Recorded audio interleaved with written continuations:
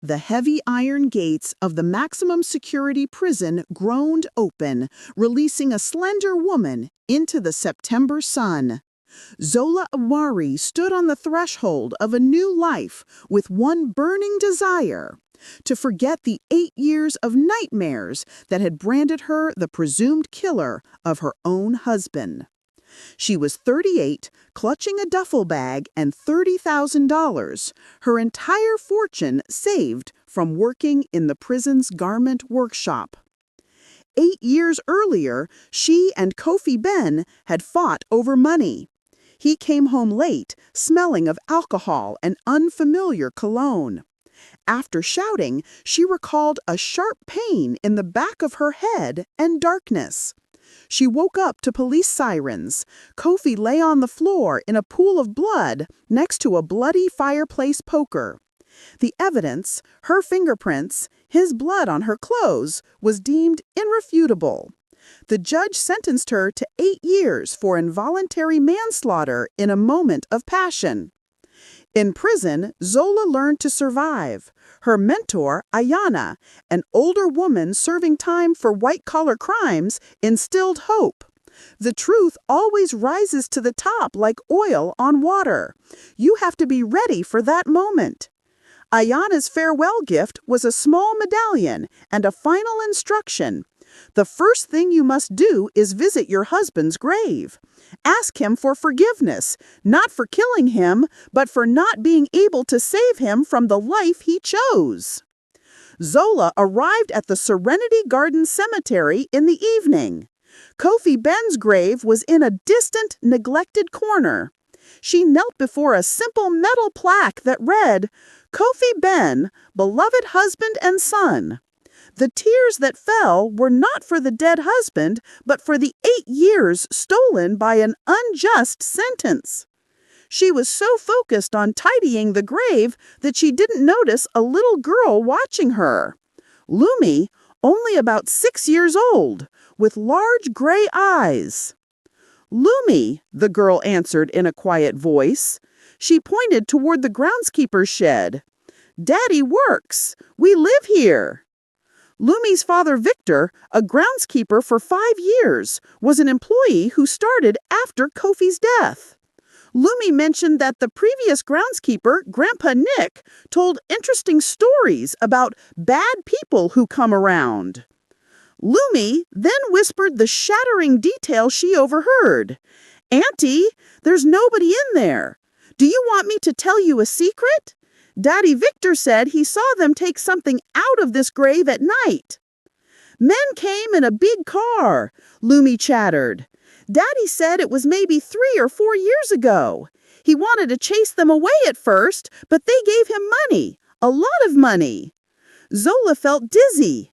If the girl was telling the truth, someone had opened Kofi's grave. But why? Zola, desperate for a job to stay in the city, asked Victor for work as a gardener. He agreed to a week's trial. Zola left the cemetery with a terrifying new purpose: uncovering the truth about the grave. I, Zola Amari, was now working as a gardener at the Serenity Garden Cemetery, conserving my meager $30,000 fortune while monitoring Kofi Ben's grave. My suspicions were fueled by little Lumi's tale of men opening Kofi's grave and paying her father Victor to look the other way. Victor cautiously confirmed the event, admitting he accepted the money out of necessity. After work, I headed to the city library. I needed information that might connect Kofi's death to the grave robbery.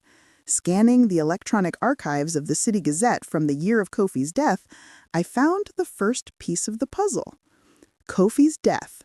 A note on March 15th reported a homicide in the city. Domestic dispute leaves man dead. Kofi Ben, 31, died from injuries sustained during a conflict with his wife. The heist. A month later, in the April 18th issue, an article caught my attention. The Global Commerce Bank robbed. $50 million haul. Investigation seeking the culprits. I reread the note several times. The Global Commerce Bank was where Kofi worked. He had been the branch manager for several years. This could not be a coincidence. Further articles stated the robbery hit a dead end. Surveillance was disconnected and the alarm was blocked from the inside, suggesting the crime was committed by someone who knew the bank's security system well. The bank's CEO, Garrett Finch, even speculated in an interview that if Kofi had been alive, such a robbery wouldn't have occurred. The pieces began to click into place. A later issue reported that law enforcement was seeking information about Kofi's business contacts, believing the deceased might have possessed information that could aid in solving the robbery. I found another crucial detail. Kofi's business partner, Maximus Vance, who owned several real estate companies, also had dealings with the Global Commerce Bank. After the police started checks regarding the robbery, Maximus immediately closed all his businesses and vanished. My mind raced. Kofi dies under mysterious circumstances, his bank is robbed a month later, and his business partner, Maximus, who also used that bank, vanishes immediately after the police checks. The only logical, and yet unbelievable, explanation was a setup. What if Kofi wasn't dead? What if his death was staged to provide an alibi for the robbery and someone else was lying in that grave, while I, Zola, was framed for the murder? I remembered the blood and the unconscious body. Was it all a cleverly staged scene? If Kofi had faked his own death to rob the bank and escape, and I was framed for murder, I was a victim of a monstrous scheme. I needed to talk to someone who remembered Kofi and his work at the bank. I had to find out the truth about the grave. The connection between Kofi's supposed death and the Global Commerce Bank robbery was too suspicious to ignore.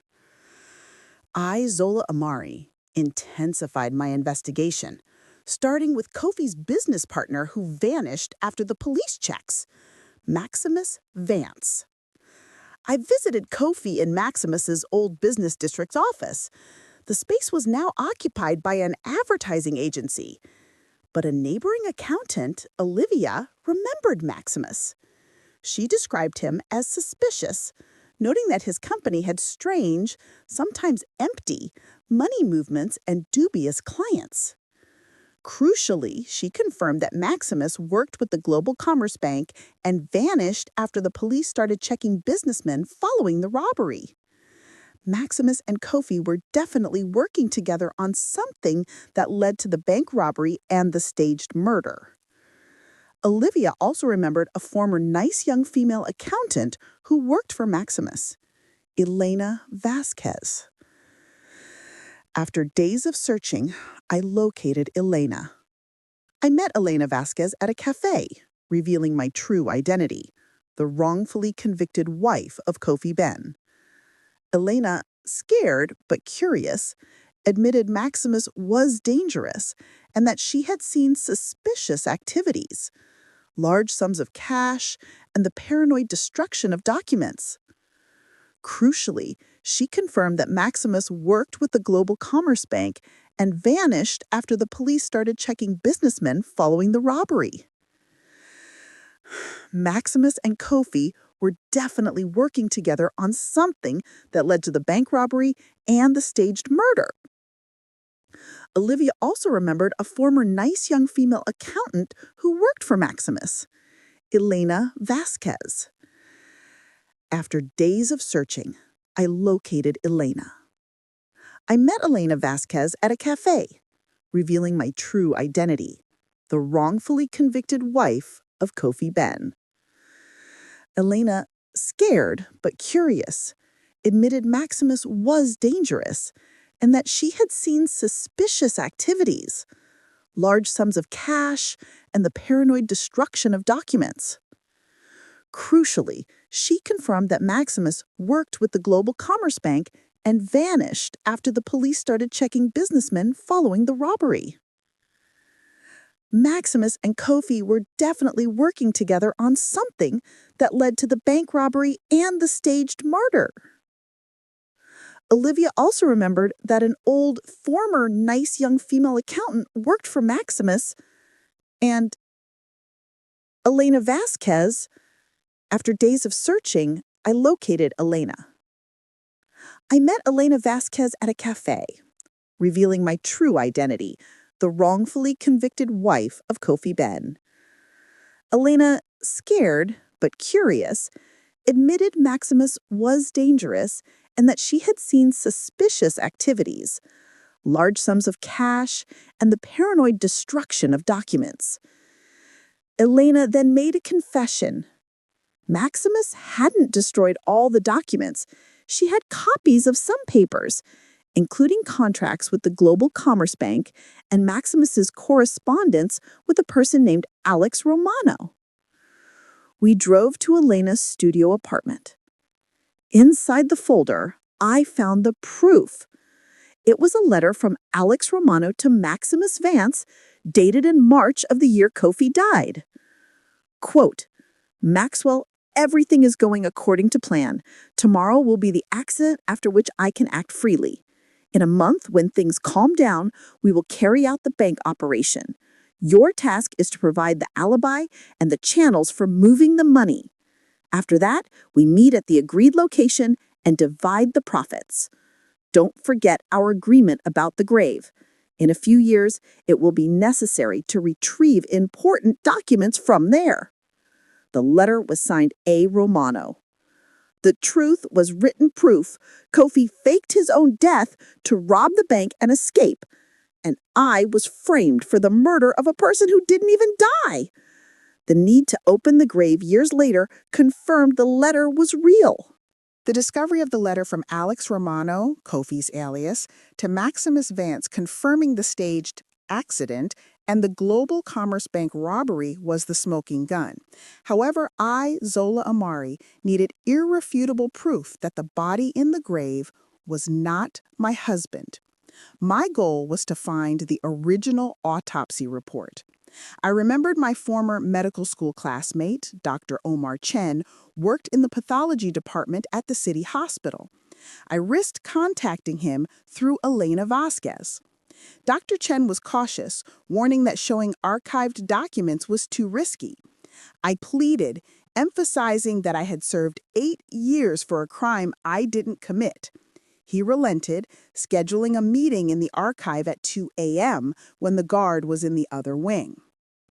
In the archive, Dr. Chen quickly found the necessary folder, Case 127, Ben, Kofi. I opened the folder, my hands trembling. The autopsy protocol, photographs of the body, and the death certificate were all inside. The photographs weren't high quality, but one detail was clearly visible. The deceased had a tattoo on his chest.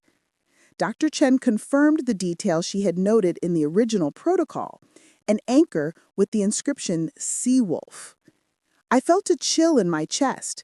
My husband never had tattoos. He hated them. Identifying the victim. The body in the grave was a stranger. The protocol noted the body's condition, age approximately 30 to 35, average build, and, crucially, the tattoo and a 3-centimeter scar on the left arm. We discovered a note in the corner of the protocol. The body was sent from Morgue 2 as an unrecognized identity. Dr. Chen contacted a colleague there and found the admission log entry. Unknown male brought to the morgue on March 10th, found near the train station. Cause of death, overdose of prohibited substances, tattoo on the chest, an anchor. He was an unknown man who had died on the street and was buried at public expense.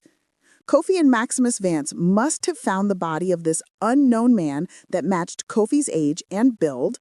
They faked Kofi's death, brought in the stranger's body, and I was framed for murder. The setup was technically carried out while I was unconscious. They replaced Kofi's non-mortally wounded body with the stranger's corpse during the hour it took for the ambulance and police to arrive. I now had solid evidence that Kofi was alive, but finding him hiding under the false name Alex Romano was the final challenge. With the autopsy report confirming the presence of the Seawolf anchor tattoo, a tattoo Kofi Ben never had, I, Zola Amari, had irrefutable evidence that Kofi was alive.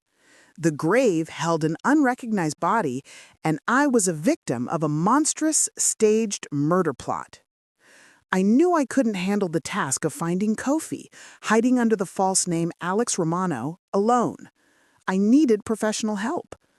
Elena Vasquez, the former accountant who helped me find the letters, recommended a private detective, Lena Ruiz, who specialized in locating people. Detective Ruiz agreed to help, but her services were not cheap. I had a catastrophically small amount of money, but Elena offered to lend me the necessary sum. The fake identity. Within 3 days, Detective Ruiz called with the first result. Alex Romano was a real person, but all the documents he used to get his passport were fake. The birth certificate and registration were professional forgeries. The overseas location. A few days later, Detective Ruiz brought sensational news. Kofi/Alex Romano was living in Antalya, Turkey. He owned a chain of restaurants and was married to a local woman. He lived under a slightly altered version of the name Alex Romano. He had a new life with the stolen $25 million. The reality was crushing. Kofi, the man who let me go to prison, had a new life and a new family. But I had leverage. The letter from Maximus Vance, Kofi's accomplice, confirming documents were hidden in the grave. I decided to force him to return. I used the restaurant's international number and called him. "Hello, Cairo," Kofi's real name. I said. A long pause followed. "Who is this?" "Your wife, the one who served 8 years for your murder." I cut through his denials. "I know everything. I know about the bank robbery, about the fake documents, and I know that in your grave lies a deceased man with a seawolf tattoo." Kofi finally asked what I wanted. "The documents from your grave, the very ones you asked Theron to retrieve in a few years." I offered the deal. "Come to New York City. We'll meet in a public place. You get your documents, and I get a written confession that you faked your death." My threat was irrefutable. "Then your documents will end up with Interpol and the Turkish police. I think they'll be interested to know who Alex Romano really is and where he got the money for his restaurant business." He finally agreed to meet in a coffee shop at the Hudson Center Mall in New York City, the day after tomorrow. I knew I was taking an enormous risk. The day of the meeting arrived. I, Zola Amari, traveled to New York City by bus, my anxiety so intense I could barely eat. The Hudson Center Mall was chosen for its heavy crowd, surveillance cameras, and security. Detective Lena Ruiz was seated at a nearby table for safety. Exactly at 2 p.m., Kofi Ben, Alex Romano, ascended the escalator. He had changed in 8 years, tanned, heavier, with new wrinkles, but his mannerisms were the same. He approached the table, sat down, and looked at me with fatigue and fear. I was listening. "Hello, Cairo, Kofi," I said. Kofi removed his sunglasses. His eyes were still gray, but now they showed fatigue and fear. The motive. I needed a lot of money. Fast. I had gambling debts. Huge debts. They were going to kill me for my debts. $1.5 million by the end of the month. The setup. The plan was different. Maximus Vance, Theron, was supposed to just lightly stun you so you wouldn't interfere with the body switch, but he hit you too hard. The frame. They decided that if I was charged with murder, it was even better. No one would look for other versions. I felt a surge of clarity. I finally knew the truth about that night. I demanded the documents he hid in the grave, referencing the letter to Maximus Vance. Kofi read the copy and denied it. "This is not my letter. I didn't hide anything in the grave." He claimed the letter was a forgery by someone else interested in the documents. He then confessed he had split the $50 million robbery money equally with Maximus Vance, $25 million each, and used his share to open the restaurant chain in Turkey. Kofi was clearly nervous and rushing. constantly looking around. He was followed from Turkey. Suddenly, two men approached the table. I recognized them immediately. They were the same people who came to the cemetery and poisoned Victor. Cairo Dio, the tall one with the mole on his cheek, said, "What a small world. We've been looking for you for a long time." The men revealed they were mercenaries working for private investors in the Global Commerce Bank. They wanted the stolen money. "We want the money your husband stole from our bank. $50 million plus interest for 8 years. They gave Kofi an envelope with their coordinates and a 2-week deadline. "Or we tell the Interpol who Kofi Ben really is, and at the same time, we inform the U.S. Attorney's Office where to find the resurrected deceased." Kofi was trapped between the bank's mercenaries, Interpol, and me. Kofi Ben was pale, trapped between the Global Commerce Bank's ruthless mercenaries and Interpol. He looked at me, Zola Amari, the wife he had framed, seeking an alliance. I quickly deduced the ultimate conspiracy. The initial robbery was not fully organized by Kofi and Maximus Vance. The masterminds?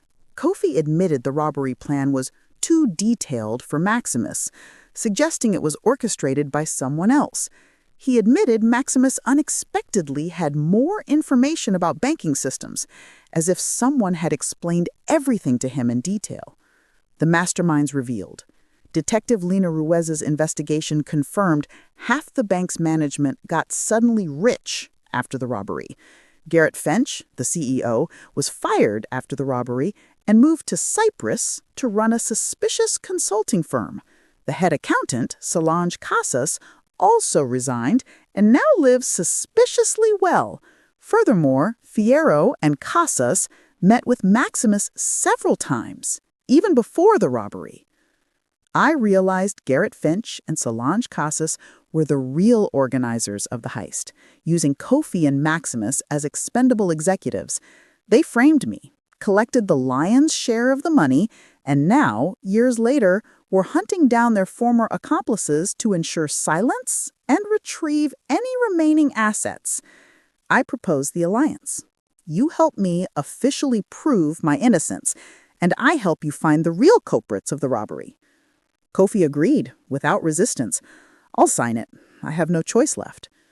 I demanded the confession be written immediately and notarized to make it legally binding. The document described the entire scheme of faking his death. My condition for filing the case was non-negotiable. Not so fast.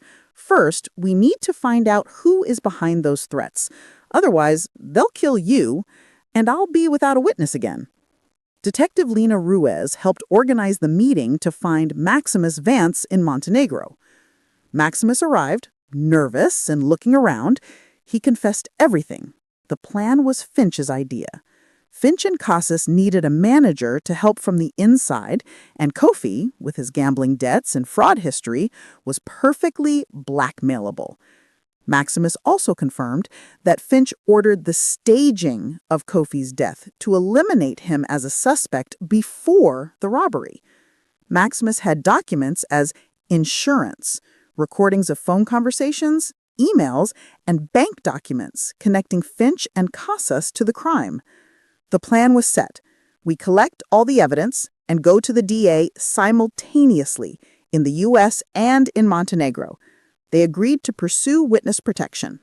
With the alliance secured and Kofi Ben agreeing to cooperate, the final phase of the operation began.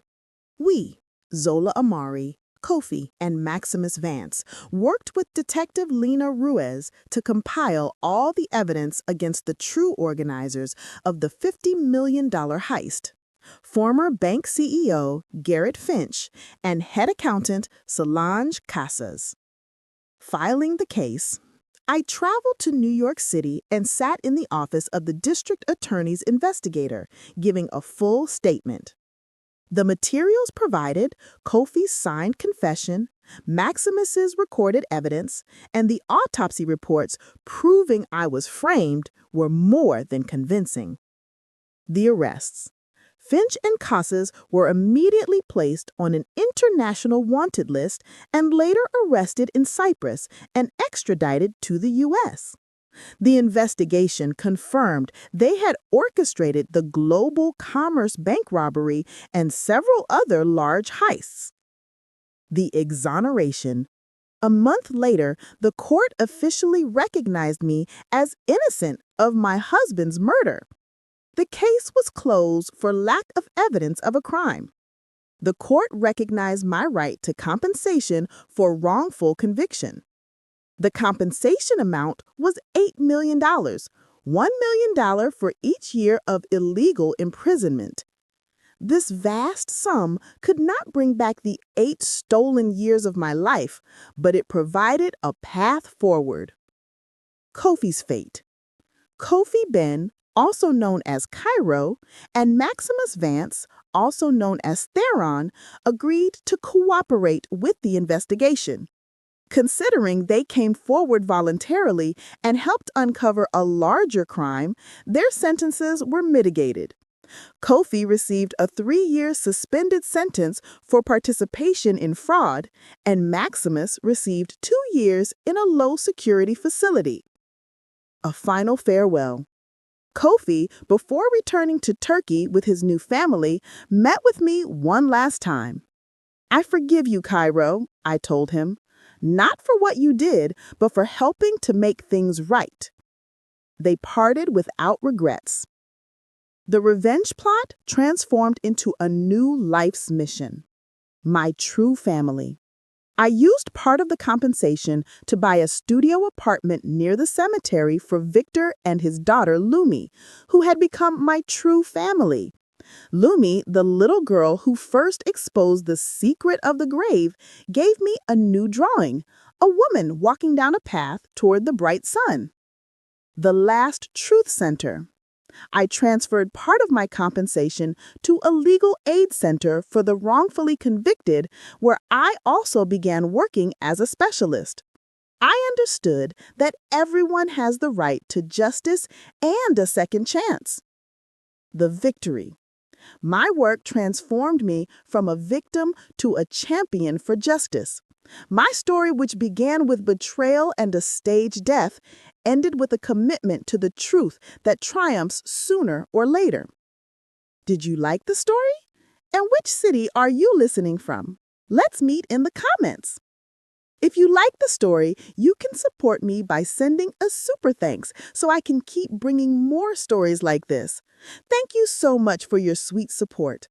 I'm looking forward to your comments on the story. On the screen, you can see 2 new life stories that I highly recommend.